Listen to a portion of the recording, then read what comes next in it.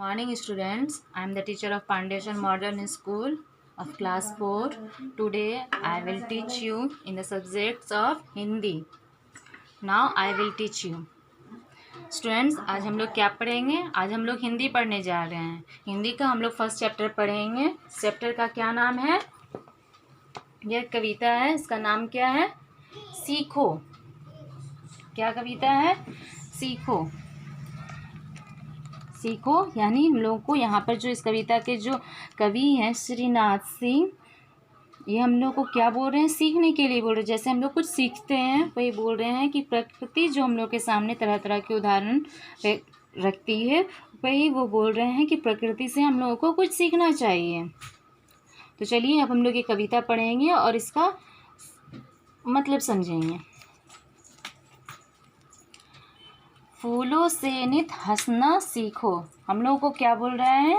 कवि जो हम लोग के हैं वो क्या बोल रहे हैं? नित। नित मतलब क्या है? यहाँ पर नित मतलब होता है सदैव या हमेशा। क्या बोल रहे हैं कवि? फूलों से नित हंसना सीखो, भंवरों से नित गाना। क्या बोल रहे हैं? फूलों से हमेशा हम लोग को क्या चाहिए? फूल जिस तरह से खिले रहते हैं, हंसते रहते हैं, तो फूल से हम लोग को हंसना सीखना चाहिए। और भंवरे जिस तरह से फूलों पर आकर के गुनगुनाते हैं, बैठते हैं, तो उन लोग से, भंवरों से हम लोग को क्या सीखना चाहिए? गाना सीखना चाहिए। तरु की झुकी डालियों से नित सीखो शीश झुकाना। तरु मतलब क्या होता है? पेड़।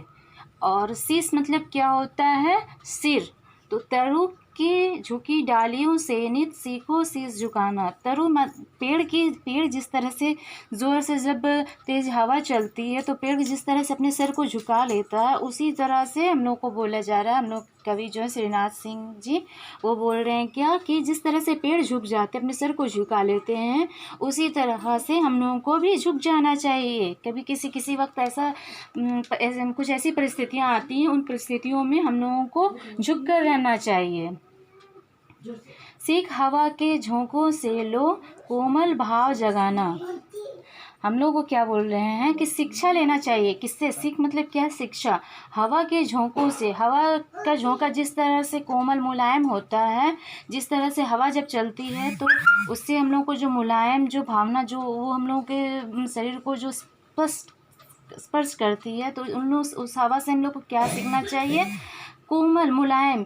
कि जिस तरह से हवा मुलायम होती है, वो जिस तरह से किसी को स्पर्श करती है, तो उसी तरह से हम लोगों को भी अपना व्यवहार वैसा रखना चाहिए, एक हवा की तरह। कि हम लोग का मतलब बात विचार लोगों के सामने एक मुलायम होना चाहिए, कि स्वभाव बहुत ही कोमल होना चाहिए।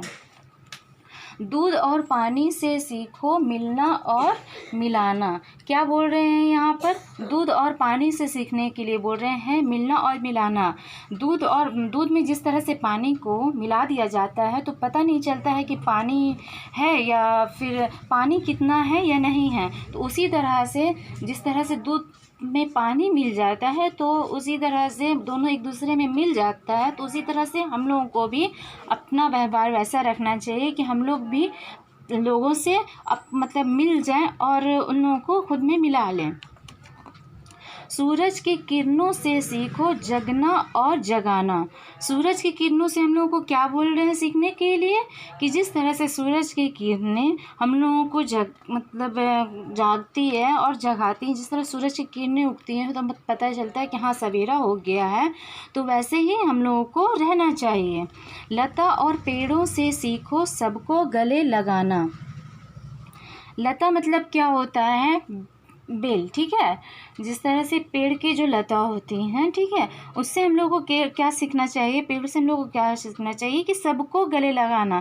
यहाँ पर जिस तरह से ये पेड़ के जो लताएं हैं, ये जिस तरह से पेड़ में लिपटी हुई हैं, उसी तरह से हम लोगों को श्रीनाथ सिंह जी बोल रहे हैं कि वैसे ही हम लोग को अपना व्यवहार रखना चाहिए। प्रकृति से हम लोग को सीखना चाहिए कि हम लोग भी उसी तरह से सबको गले लगा करके रहें, सबसे मिलकर रहें।